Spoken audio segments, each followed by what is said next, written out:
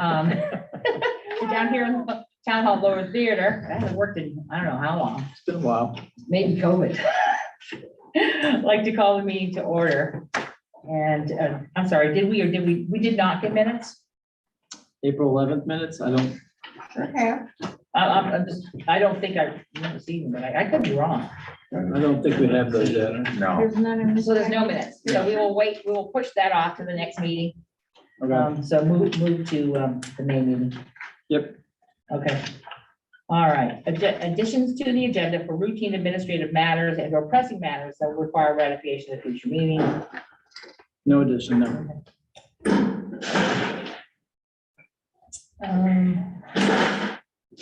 Public comment on items. Is there anybody out there? Second, I'm just bringing somebody else into the way. Okay, wait till they're in here.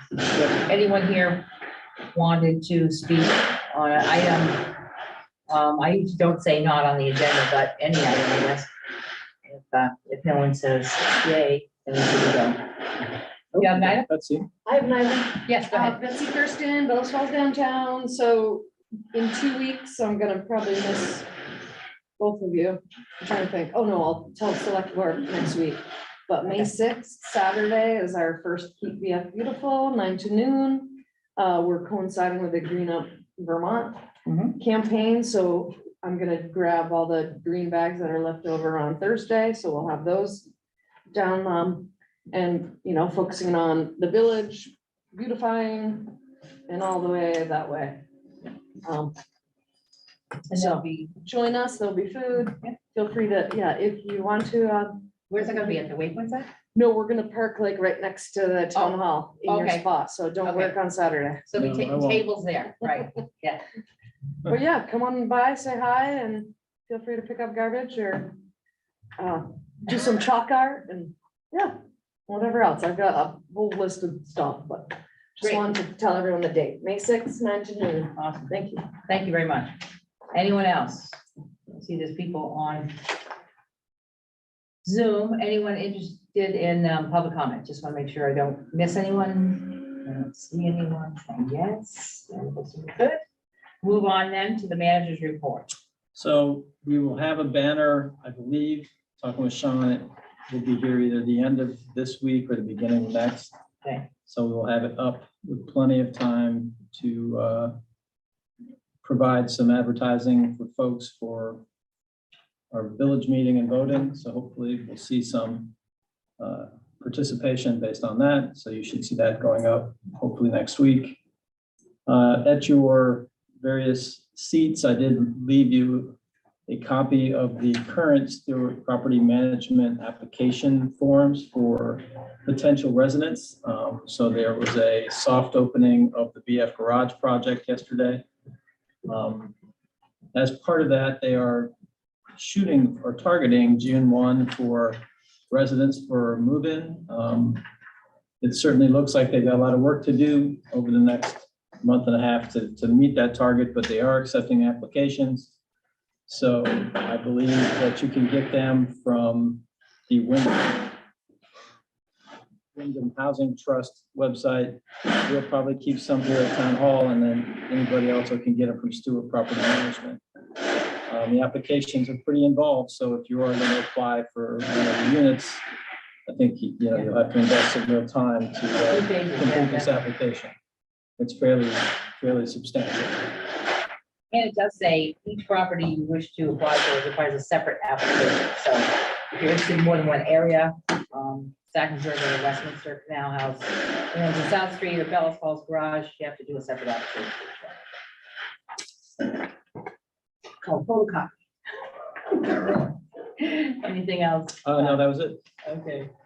I did notice something that you probably are already aware of. The State of Vermont Agency of Transportation looking at possibly re-signing some of our weight limits on municipal bridges. Yes. Is this going to have an impact on us specifically? Because it doesn't list them, so.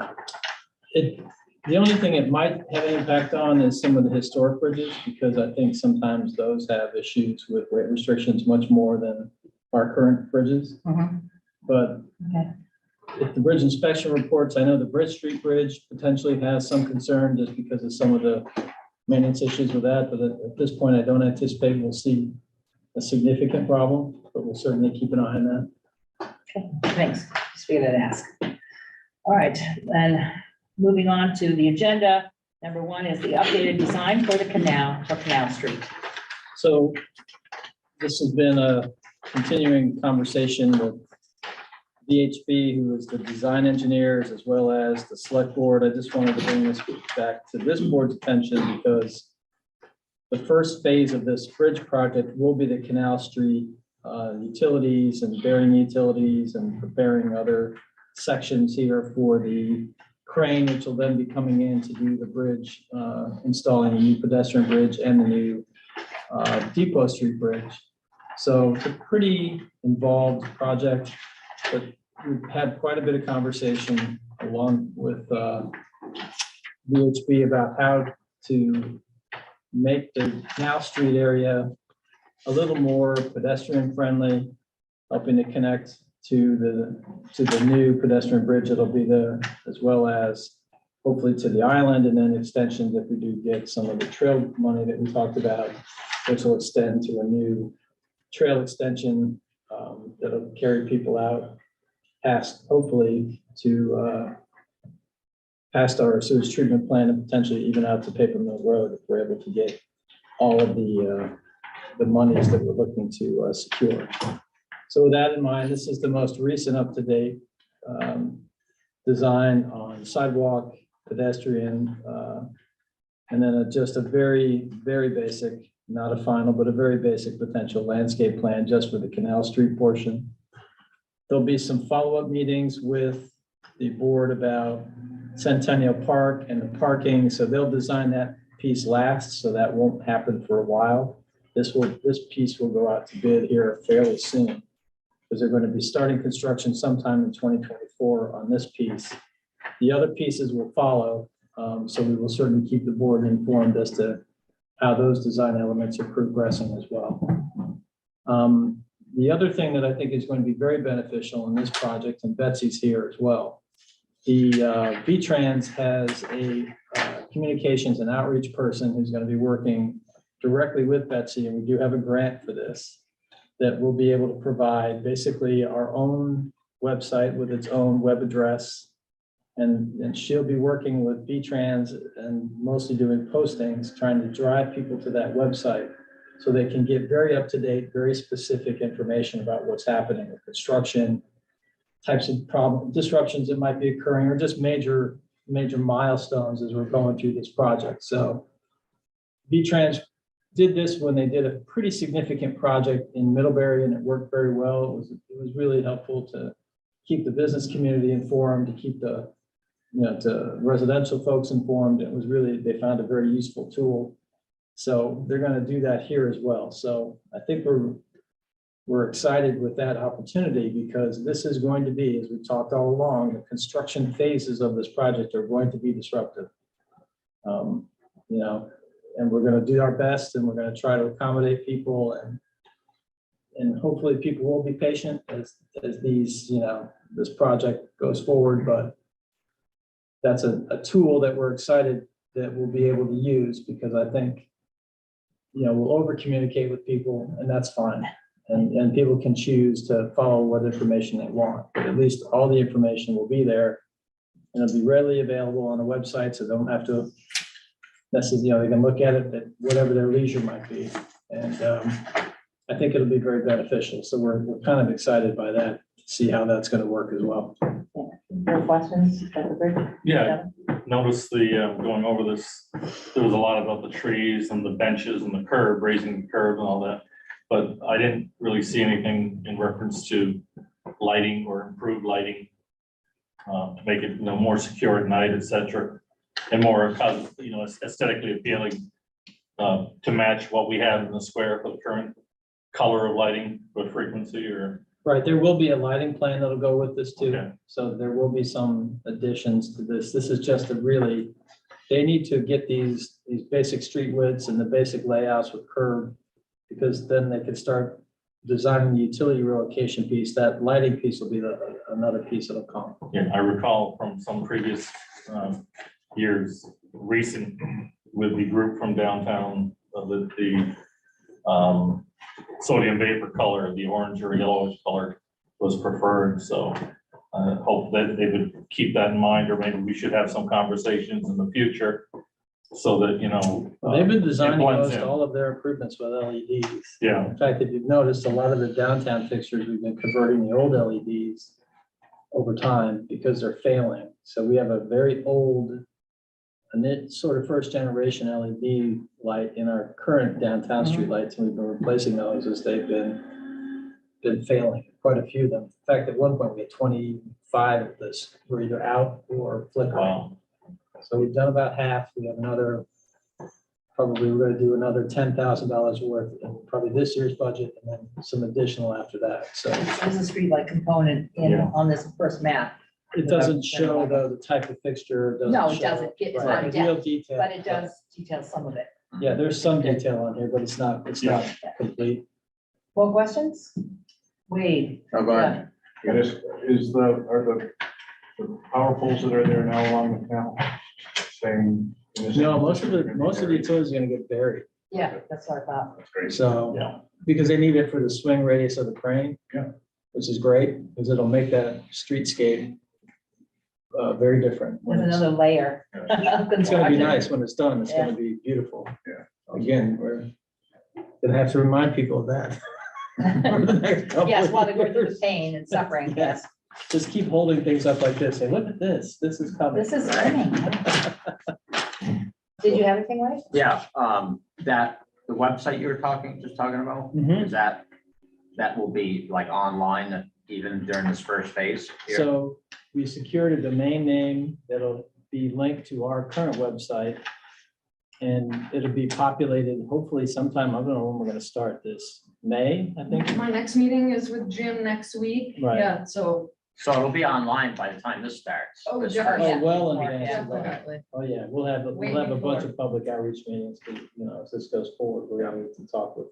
Will there be a printed component to try and drive some people to the website?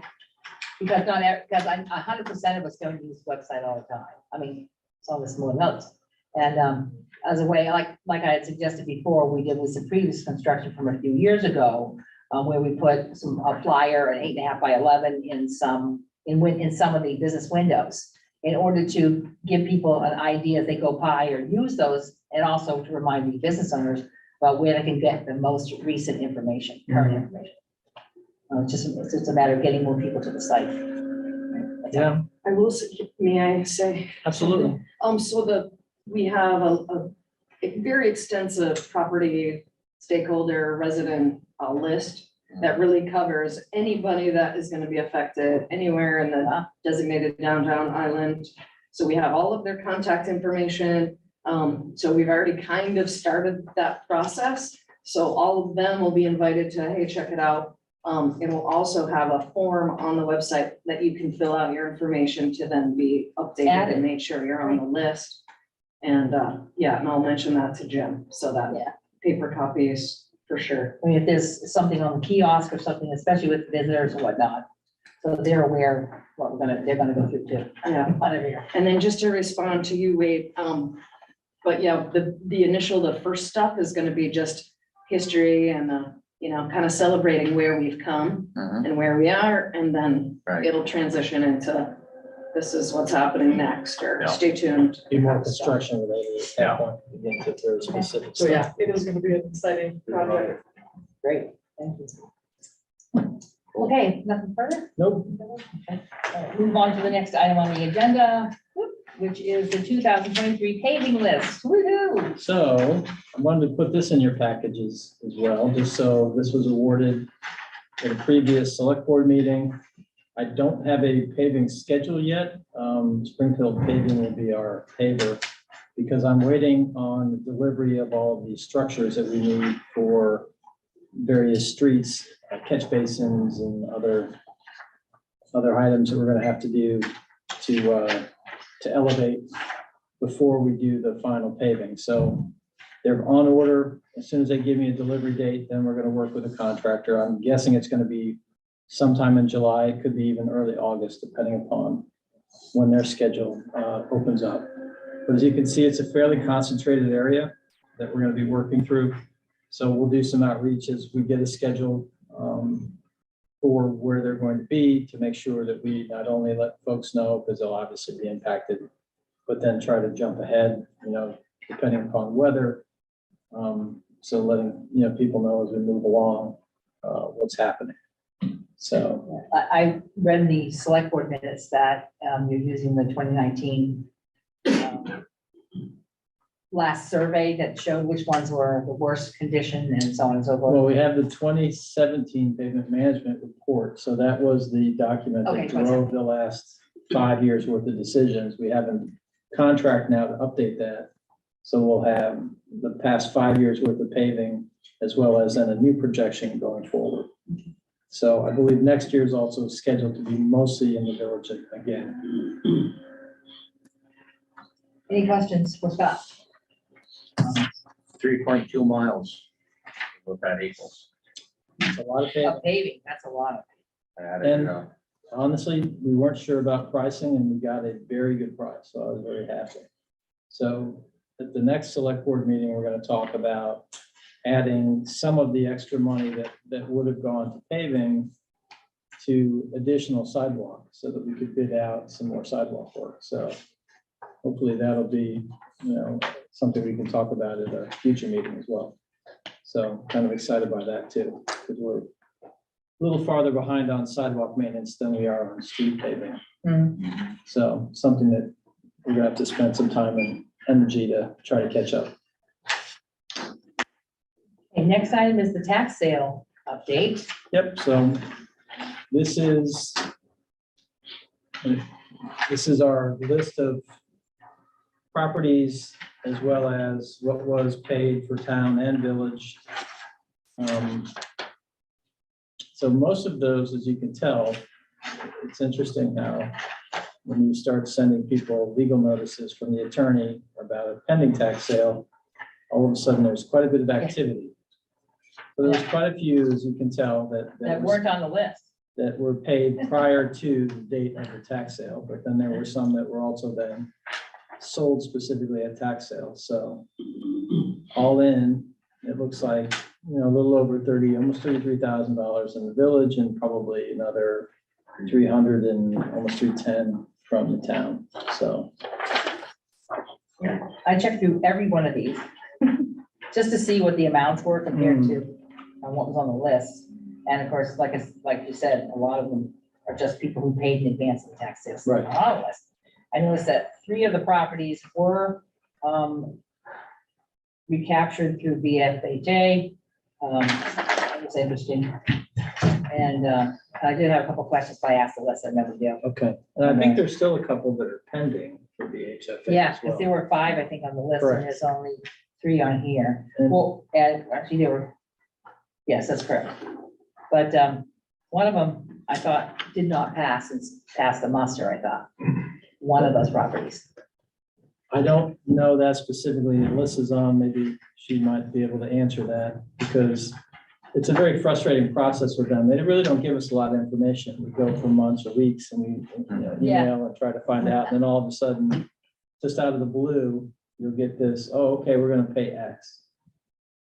So listen, there were 5 VFHA listed properties. And I thought that the last one, 264000001 was denied. But that was the last thing I heard, but that was a month ago. Yeah, I think anybody that had signed up for VHFA prior to tax sale, at this point, anybody left has been denied. So they'll go back on the tax sale list for next year. And Deb's questions prompted me to look at this earlier. And so there were a couple that I forgot, and one that the columns were messed up, so the totals were wrong. So for payments before tax sale, we got almost $300,000 between town and village. And then sold at tax sale was a little over 63,000. So a little bit better than what these numbers said, but pretty close, but a little off, just because I had a column mixed up. How many years had lapsed since the prior? Was it 4 years? Yeah, I from the think it's 4. previous? I think it's 4. Yeah, I think so. And there's, the tax sale policy is being looked at right now with the possibility of looking at changing the 2-year window to a 1-year window. So I think that's going to be up for discussion at a future joint board meeting. There seems to be no rhyme or reason, particularly some communities do them frequently, like every year. Right. Some do them sparingly, like us. Correct. So I'm not sure what, I mean, I know we just made a decision some years ago that anything under $2,000 did not meet the criteria, and so did not on the list. But as for the frequency, I know there's time involved and money involved, and those are part of the reasons why we don't do them like every 6 months. I think though, if you look at what happened in this case, I think it does motivate people. It's kind of like the pink sheets for utilities. It's the same sort of thing. It amazes me, you know, but. Well, and then the properties that don't sell are often ones that are in rough condition. So we're waiting 4 years. They're only going into further disrepair. It's not helping. Losing the revenue, they're Right. not selling. So Yeah. it's costing far more than we So, are trying so to. technically, in the end, we'd be better off if we did Doing it frequently. do more frequently. I think so. I think it would probably benefit. I mean, yes, you have something? Elizabeth, I think if you did it every year, you'd have a lot less properties, so the work involved would be a lot less intensive. We had a huge list, and just trying to keep all of that straight and making sure that the information was correct, you know, every few days, just having to go through and well, who paid and who didn't pay. So if you had a list of 10 or 15 rather than 35, I think it would be a much easier to manage project. And then there's the shame list that turns up in the annual reports. You know, for delinquencies. So whether it's taxes or water and wastewater. I would like my name to be on the list, so we should get paid. It was a lot of work, and I did write a note on the. Yeah, I saw that. On Yeah, the summary sheet, I did appreciate Alyssa in the finance office really did a tremendous amount It's a of lot of tracking. behind the scenes Great. work, and I appreciated it because it was a lot. It's tedious, it's very intense because it all has to be, you know, Right. has deadlines and requirements and notices, and they did a great job. So we appreciated that with Pam and everyone in the finance office. And we do too. We know it's a lot of work. Yeah, So, thank you. it's great. Next item on the agenda is Bellows Falls Water Consumer Confidence Report and Voluntary Cyanotoxin Monitoring Program. So just wanted to put a copy of the CCR in. This is our most recent filing. Obviously, it's a public document, so it's available multiple ways. But the other program that we were talking about is the state has reached out to us because they want to start to look at some of these additional problems that are occurring in ponds, and you see it a lot in I'm trying to think of, I guess Spofford Lake has this problem periodically with that toxic algae sort of blooms.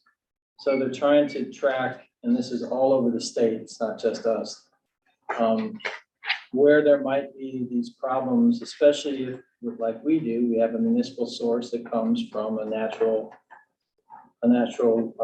system, a lake. So they're looking at this and they want to, so we did sign up to participate. So they'll be going out and doing testing and looking at, I'm hoping when they're done, they'll be able to come back to us and maybe give us a report that might give us information as to things we might be able to do to avoid any of this kind of blue-green algae or any of these other problems that are showing up in other, other water bodies. So it's a good way for us to be in the early stages of something that I think eventually we're going to make mandatory anyway. So we might as well participate. Now, to be 100% transparent, we have not had issues in our water. The Myers Pond, for the most part, has pretty good numbers in terms of water quality, even though we've had the manganese problem that we've been talking about and treating, but it's still, we're like any other at-risk natural source. So I think it's a good program for us to participate in, and we'll keep the board informed as we get information from this, as well as, like I said, if there's best practices or things that might come through this as recommendations, we'll certainly let you know about those too. So the confidence report is always a year behind. It Yeah. says 2022. It always is. So Yeah, because it takes prior year's data and all the different, completed reporting, yeah. right, all the compilations that are required for reporting. But I think the good news is our actual source is very, very strong, positive. So, So this runs, basically, it says here from July through November. I remember, where did I read that? which are you talking about, the CCR, or are you talking about the testing? This new algae, Oh, the new algae program? Program, Yeah. oh, where did I read that? Oh, July July 11th. 11th to November Yeah. 7th. So Okay. yes. Yeah. Yep. Yep.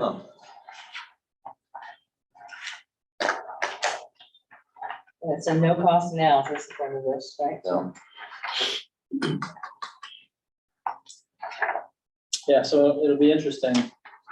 Like I said, once we're through this process, we'll make sure we report back and see if there were any findings and any types of other yeah, activities. So it's an important thing for, protecting that pond is really important, obviously, for. So do Ellis Brook and Farbrook feed Miners Barn? I think they're considered sources, so they'll probably do some testing, I'm guessing, on those as well, just to get a sense of, if there are, I don't know the testing protocols, I haven't even met with us, at this point, so we'll follow up. Any further questions? Thank you. Yeah. All right, next item on the agenda is the CDBG Energy Efficiency Grants and Class A Biosolid Program. So this is one of the brand new sources of funding that came through the federal legislation. And I wanted to highlight a couple things here because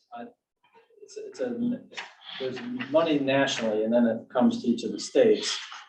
To me, I think it has some real opportunities for us to produce some additional funding to help us with our, we looked at roughly with the last Aldrich and Elliott report about all of the biosolids handling, all of the flood proofing, the major plant improvements could be upwards of $2 million roughly. I think that was the last number we looked at as a board. If we were able to get 50% by the regular state program, I think that this program might fill a gap because we are, I think, quite frankly, providing, I think, a product and a process that should be supported and ultimately copied, I think, because we're doing a tremendous amount of, by the time you take into account what it costs to load a truck with wet sludge, drive it up to upstate and dump it in the landfill, and then drive that vehicle wherever back. So you're eliminating all that transportation. We're also reducing the amount of solids that get, the wet solids that get to that dumping ground. So we're significantly reducing that. And then the product that is being spread on the farm fields, quite frankly, is actually then replacing fertilizer in a lot of cases. So you're also helping to nourish the watershed.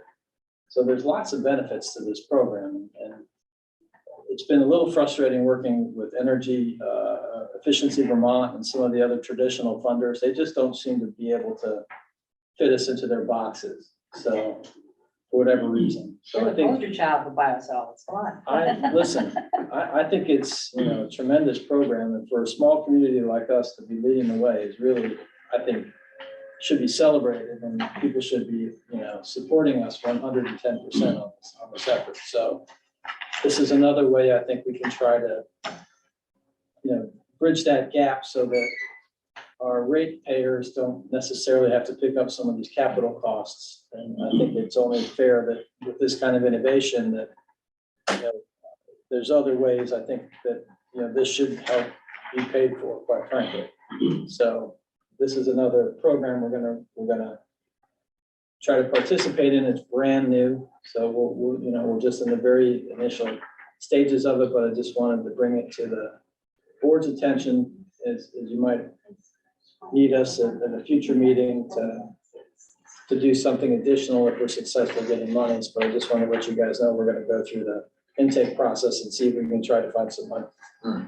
So- Two webinars, I see at the bottom. Stuff is, there's, and it's like I said, it's a brand new program, so we're going to learn as we go. I think Gary had a question as well on this one. Here, Yeah, is the biosolid storage program part of all of that? Yes, So there's that Long Island Futures Fund that may help, and it also scored, tied for #1 for the trustees participating for right. ARPA. Good with match money there. Right, so we're really pushing to see if there's ways that we can get this very, I think, environmentally friendly and quite frankly, cutting edge process recognized by, other grant agencies and really get, as opposed to the Bellows Falls ratepayers having to pick up that additional capital expense. I think it's only fair that maybe some of these other opportunities help us to bridge that gap, so. great. That's a good idea. Yeah, Has any other questions or concerns? Because it's early on in this. Very early, so we have more to come. All right, next item on the agenda is our ARPA project funding review, but of course, we still have two missing respondents. So are we going to move this off to the first May meeting of the month? Does that make sense? I What do you think- wanna do? At least we can at least have a conversation. I think Gary took your Yes, previous efforts and sort of changed the formatting around so that it was a little, I think, at least easier for everybody to try to come up with their priorities. And he did pick a breakout of numbers so that there was a differentiation so that you can see if there are a number of people that take the highest priority, that will obviously then have the highest score of all of the different projects. So we really wanted to make sure that your first choices had the highest amount of potential impact. So that's why that scoring matrix was set up that way. And I think it'll help once we get all 5 of you to give us your rankings to then sit down and talk about how you would like us to go forward with those as, at least as an initial effort to try to focus staff energy and other grant opportunities and lots of other ways we could try to make these things actually happen. So I know 2024, we at least have to have the funds obligated, and I think it has to be spent by 2026, if I'm not mistaken. So it sounds like a long time, but time flies and before you know it. well, VLCT sent out reminders that reporting for ARPA funds is April 30th. That's just for I funding already that's been sent that spent. in. I already Okay, sent it we've in. already sent it in. Yeah. So I have to report for both the town and the village. But what's the report that we haven't done anything yet? No, I just basically have said that we're still prioritizing, and at this Yeah. point, there's been no money. They just want to know how much money's been spent. Okay, and that's what the So- reporting is for. Okay. So we did meet the, April 30th guidelines for that. Questions, gentlemen, on anything on here? no, I think this is a little more user friendly now that he, It took some tweaking, and I appreciate Gary's, working through on this, because it's been some effort to get that updated. I have some concerns over the weighting, because I noticed that right now, with 3 of us weighing in out of 5, which is a quorum. Let's see, that the biosolid storage program and the boiler fund for grass have the highest score at this point. We haven't decided what we would spend on that program, part of their funding stack. It just says boiler fund, but, I'm just looking at that from that perspective. Nothing else but those two items reach that high level of score. Well, So, yeah, I mean, I looked at it and thought you might weigh some of these things differently if you knew that there was a match Yes. somewhere. right, That it had the ability to, $100,000 would be matched 2-for-1 or 3-for-1, or that there are other sources that we could be Right. utilizing. And Well, that- using your priorities helps us do that too, because then we can Right. target Gary's Having that time from and the Betsy's beginning. time. Having that from the beginning might have changed some. Change the scoring. Some of the scoring, Yeah. but I think we can look at this and analyze it Yeah. 100 different ways, and we're never gonna satisfy everybody's needs, so. so you can sit right here and put your scores in right now. Gary, Yeah, so since you're doing it a couple of weeks out, we could add a column for that. The challenge is that once, there's so many funding sources, that once you choose it as a priority, we could go after different sources that might not be in the queue at this point. I mean, we could put in a column, here's the sources and the, is it a $10,000 grant or a $100,000 grant maximum? We could put that kind of information in, if it wouldn't just then make it too complicated to get the scoring done. might be easier though, of course, if we whittle it down to just generally what we think is the higher scoring projects. And then figuring out how to And distribute then it. have and a then go- layer with a match. Yep, that would make Yeah, sense. And are there, like, for the audits, those energy audits, weatherization energy audits, is there a fund to be, that's something that we need to pay for from ARPA, or are there other sources that might be? Is that for the MERP funds, the ones we were talking about, the 500,000 for the Yeah, roof? yeah, so those are done, they're paid for by the MERP program. We Oh, may not be able to get all of the, so the town is eligible for, they'll do at least your top priority, but maybe 2 or 3. Town is eligible for one, the village is eligible, and Saxon's River is eligible, so we'll at least get those buildings. And it has to be those audits to be eligible for, Right. and they have to identify the items we want for it to be eligible for the $500,000 of their funding, which is 100% funding, it doesn't even need to be matched. Right, which is why we wouldn't want to prioritize it here necessarily. right, because it has There's coverage. another funding source, there's no sense in spending ARPA. Right. Although an example is doing the roof here, the total project is $800,000 between the welding that we've done, the trusses that we're adding, the insulation and the solar. So even if we get the 100% $500,000, there's still $300,000 other dollars that we're spending on. Well, you've applied for it, so when do you know what you received? You have to include what we're. Well, they're what being you're run through auditing? the regional planning commission, so we've Uh-huh. met with the folks that are doing that, and they don't have a schedule yet. So Okay. all we did is just say, listen, we want to be as early as you can with, on your schedule. They know what we want to do, so they're already, we've already notified them, so they're aware. So as soon as they put a schedule together of when they're going to actually start with these, we'll let you know. So that's on Wyndham Regional, right? That's when the regional. So they're coordinating all the energy efficiency audits as well, I think, as the grant process too. Right. More questions? So. Hold on a minute. So when the gatehouse gets a 9 from each of the other two, it'll get to 30. It's very possible.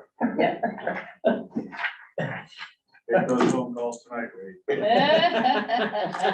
With only 2 people to touch base with, yeah? Right. It's very possible. No, I think this is a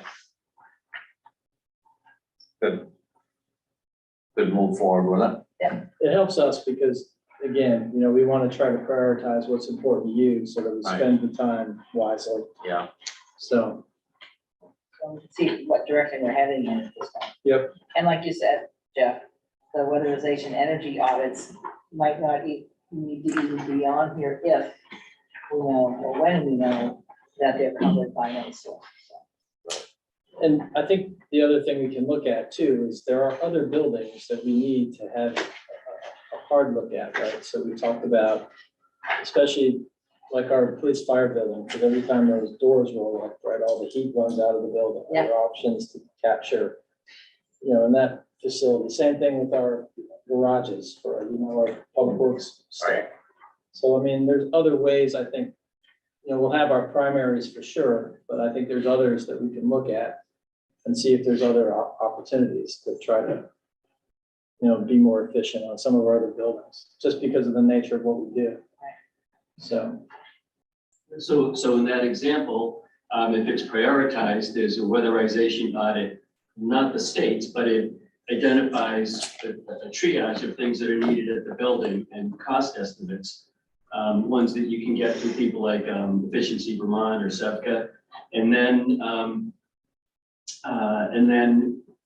you can make those decisions to apply ARPA funds to it to leverage grants. And there's other grants we could go after to help get all of the other, there's a lot more buildings than the MERP will take care of, as Scott indicated. So it's still important to put those in if it's a priority for you. yep.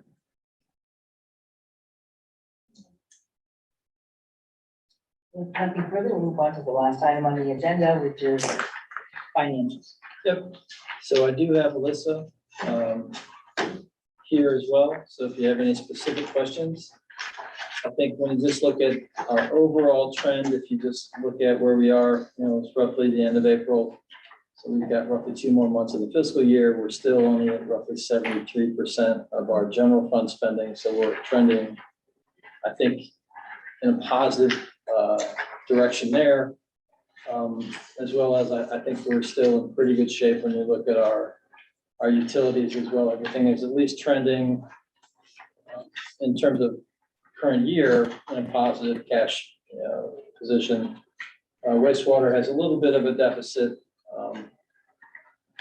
at the moment, but I think that we've talked about some of the things that might be part of that, because I think it's part of the billing, the cycle of the billing, I think. So I think that you'll see some of those on our next iteration should show trending more towards where we think will be slightly above break even in the wastewater, as well as, again, doing very well in the water. Did have a couple of questions. Sure. Jigs isn't here, he's usually one person We to jump in. need a jigs. Who's our appointed jigs tonight? I got a Jigsy question. Oh, good. All right, so there you go. Let me see.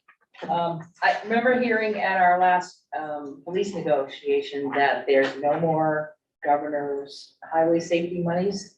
Is that what they said?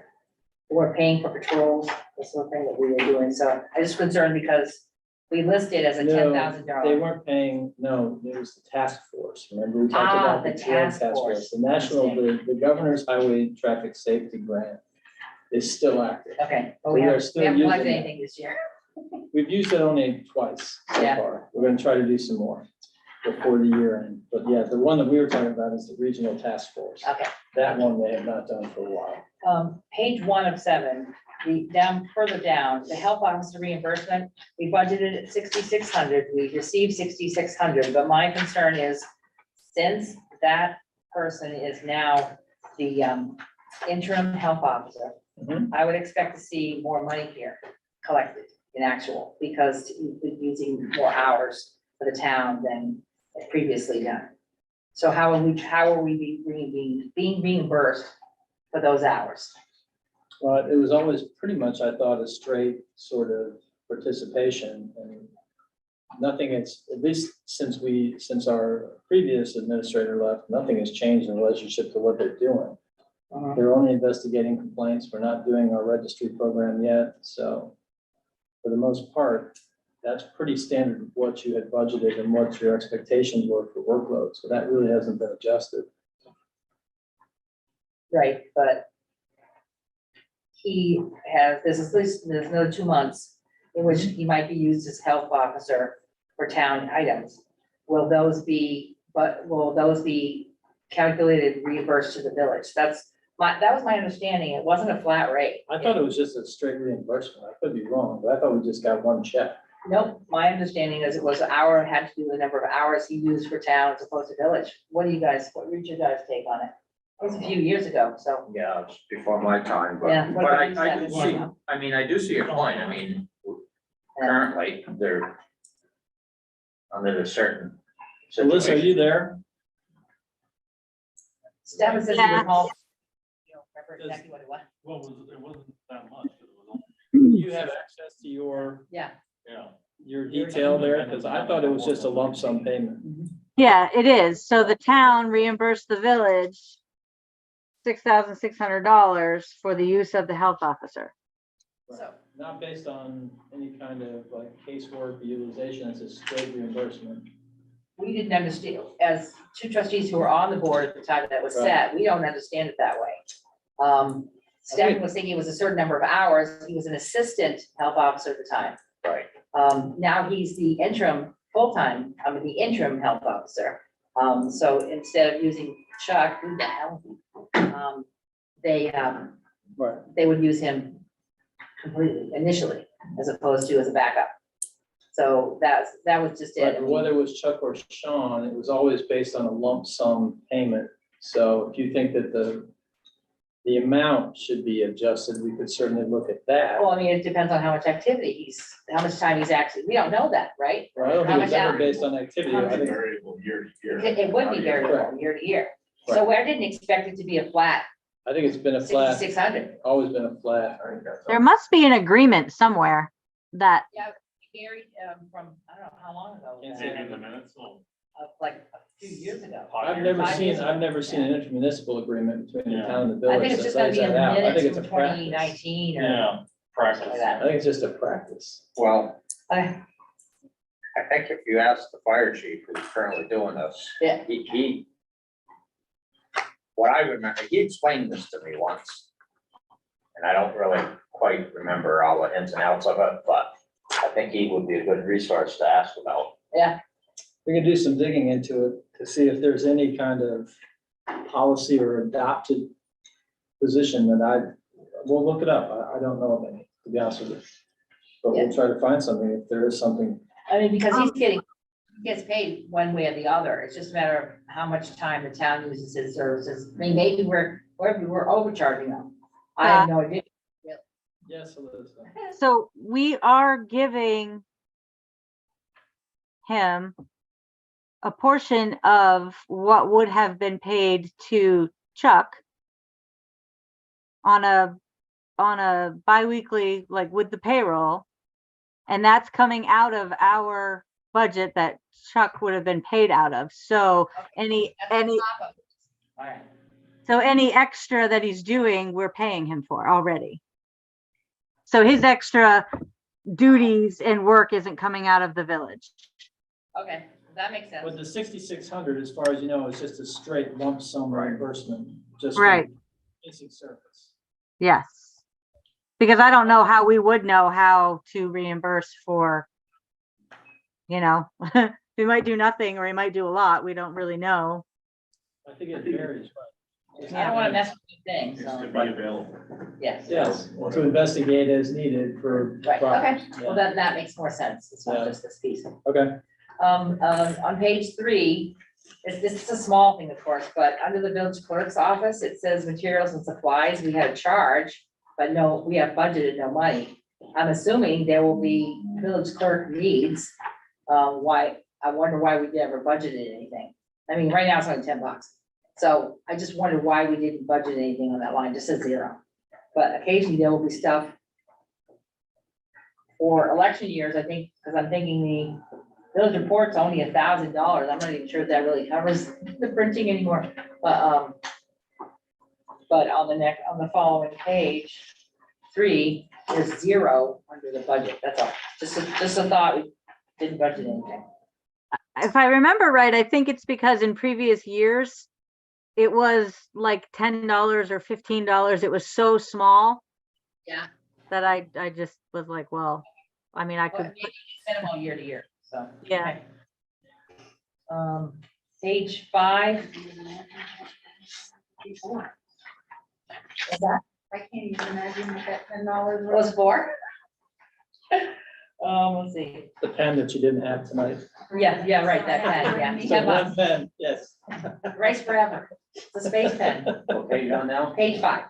Page 5, under fire office expenses, I noticed it's kind of high, but not that big deal. But more importantly, was the building and contents insurance was 1,883.52%.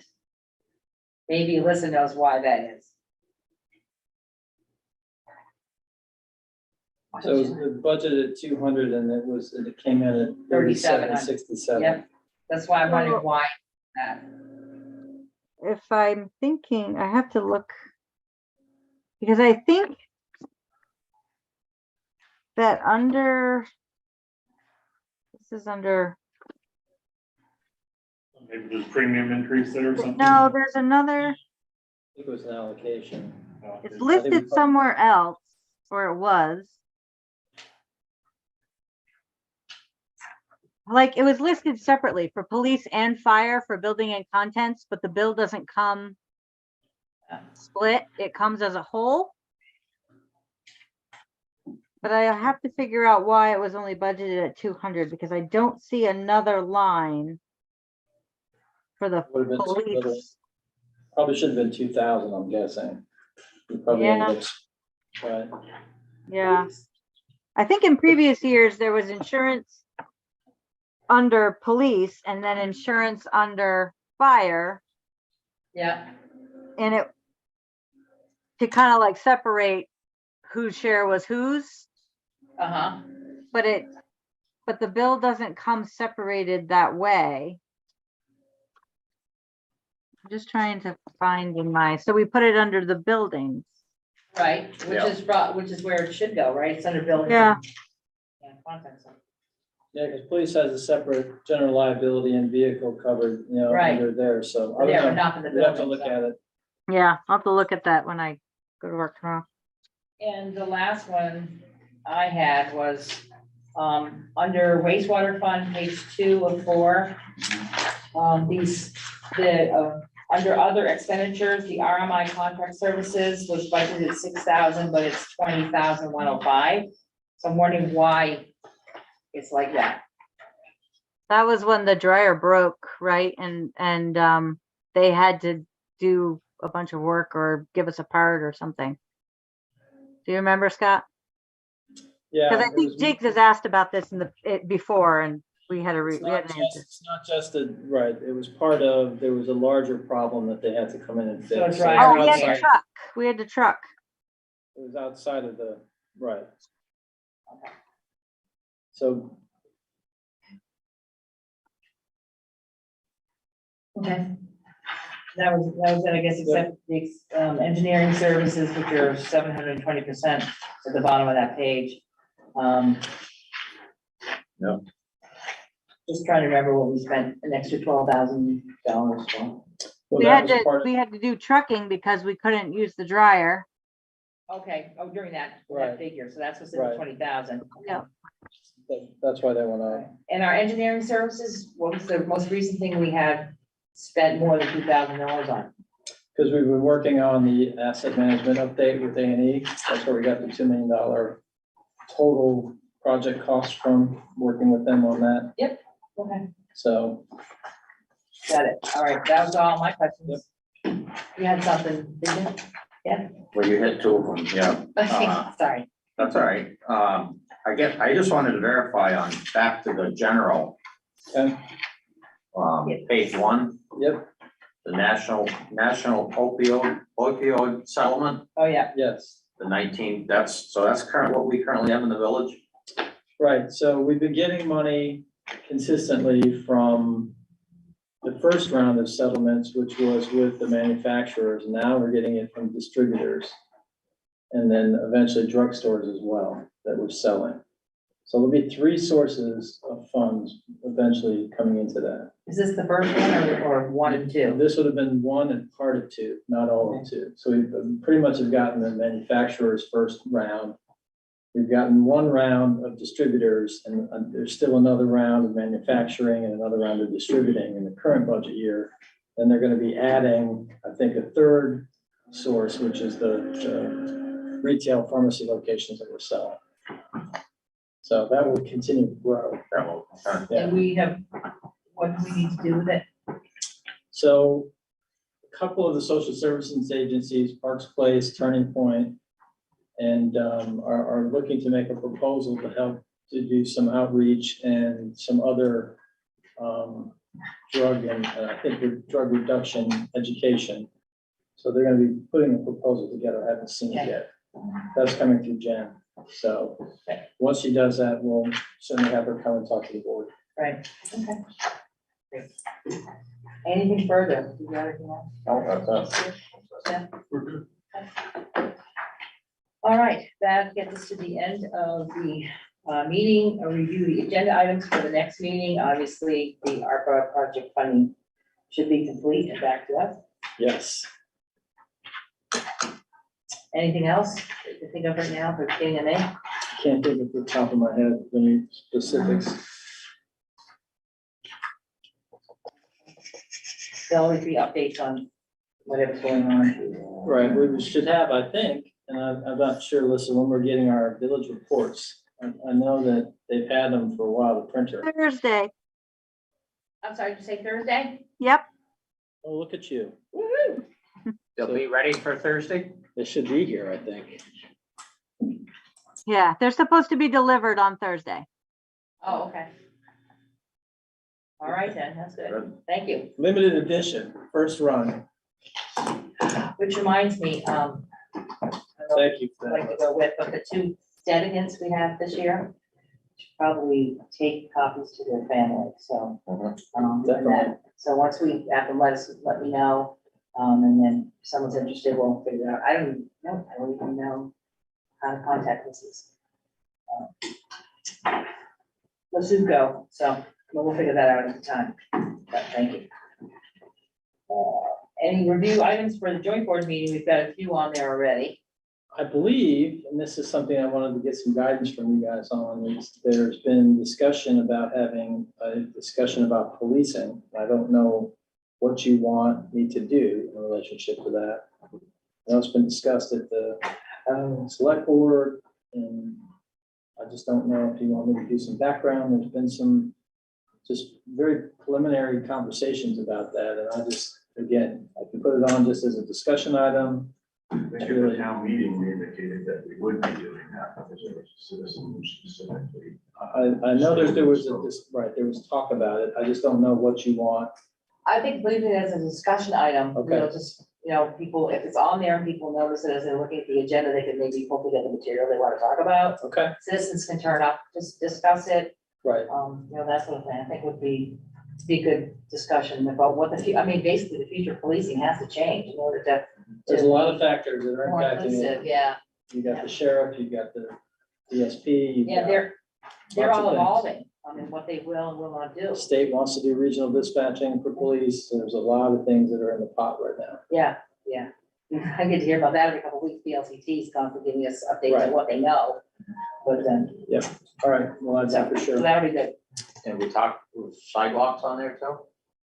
Talk about sidewalks. We won't know about sidewalks until the next meeting of the select board when they look at the budgets Okay. and then see if they're gonna add that. So potentially, you have a $35,000 allocation from the current budget year, which is rollover. You have a $35,000 from next year's budget. And we're making a recommendation that they try to add an additional amount to that. So we're hoping to try to get over $100,000 worth of sidewalk work done. over the summer. 170. So at least be a start. So Yeah, so if you put that on there, by the end of May, you might, by the end of May, we'll know. yeah, 'Cause we're gonna bring it up for discussion at the next select board meeting, so we'll go through that.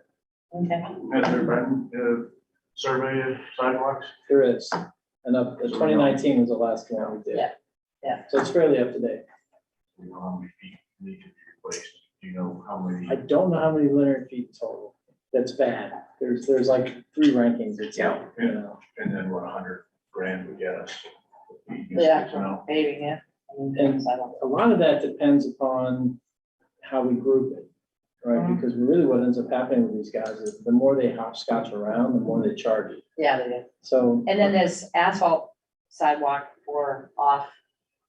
They put that, I know they've talked about that, doing that many times, right, although I don't think it wears well.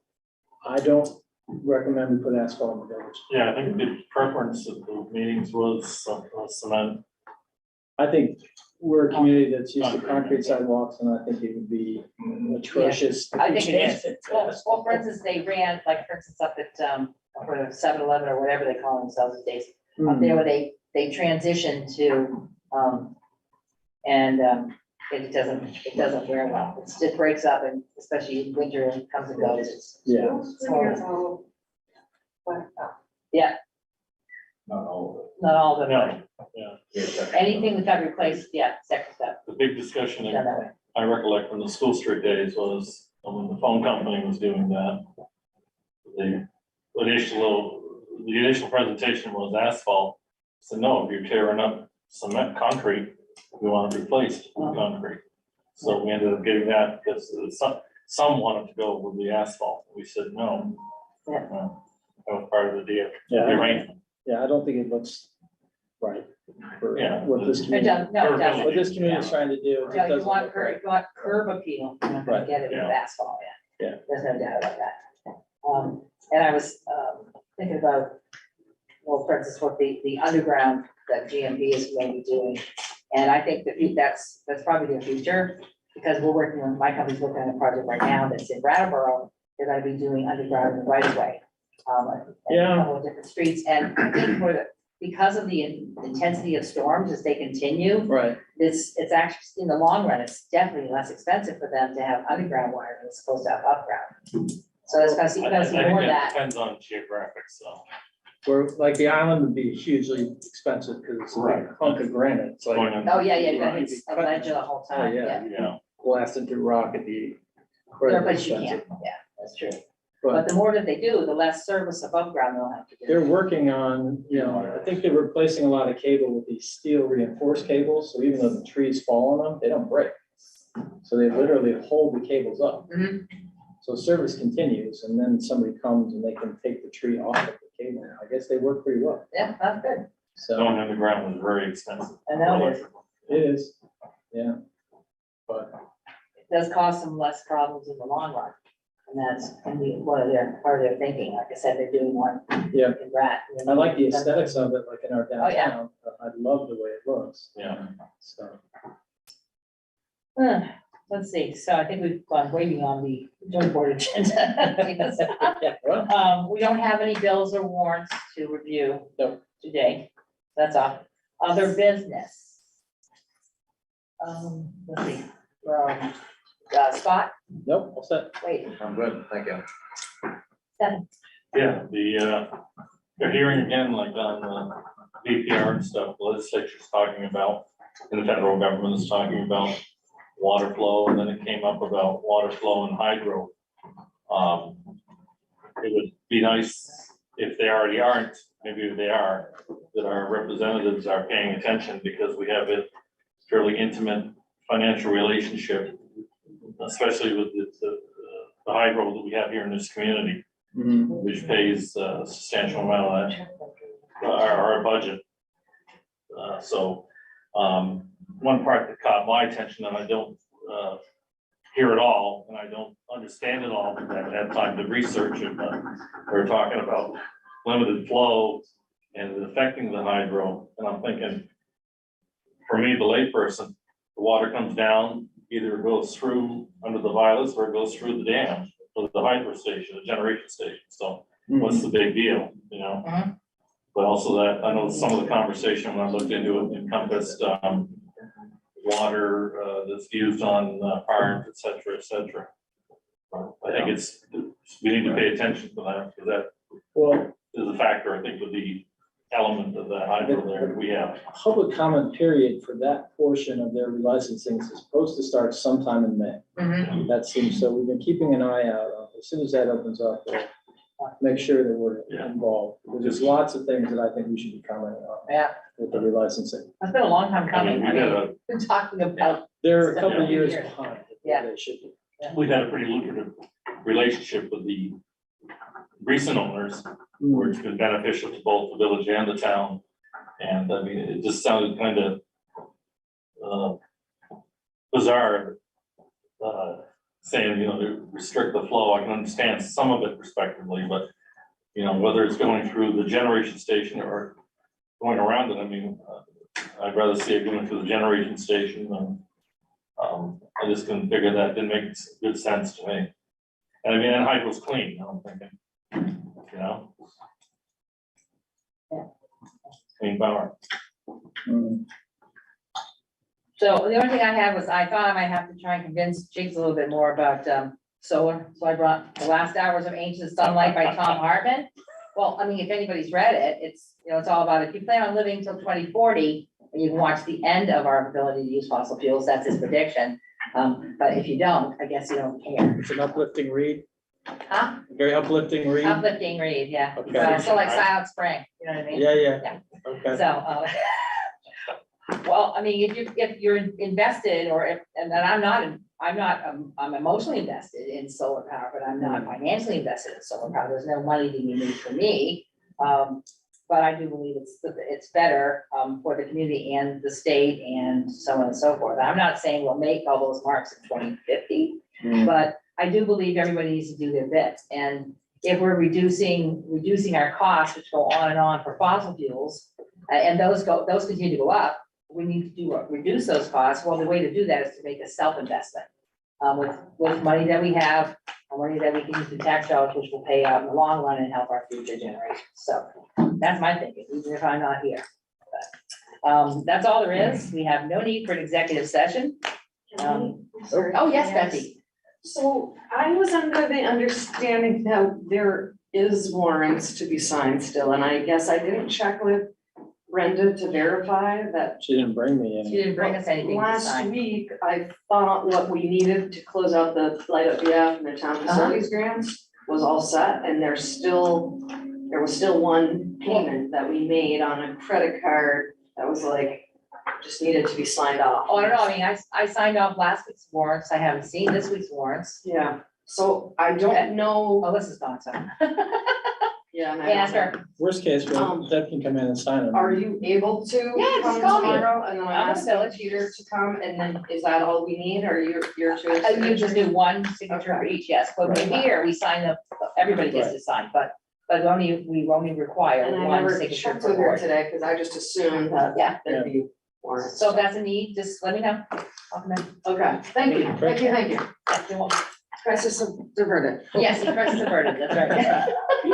Blood pressure can be reduced. Yeah. Yes, that's right, don't go crazy. So we need a motion to adjourn. All right, and a second? Second. All right, thank you. All those in favor of adjourning, please signify by saying aye. Aye. Aye. We are adjourned. Thank you, everyone, for your time. Enjoy the rest of your week. Yeah. Recording stopped.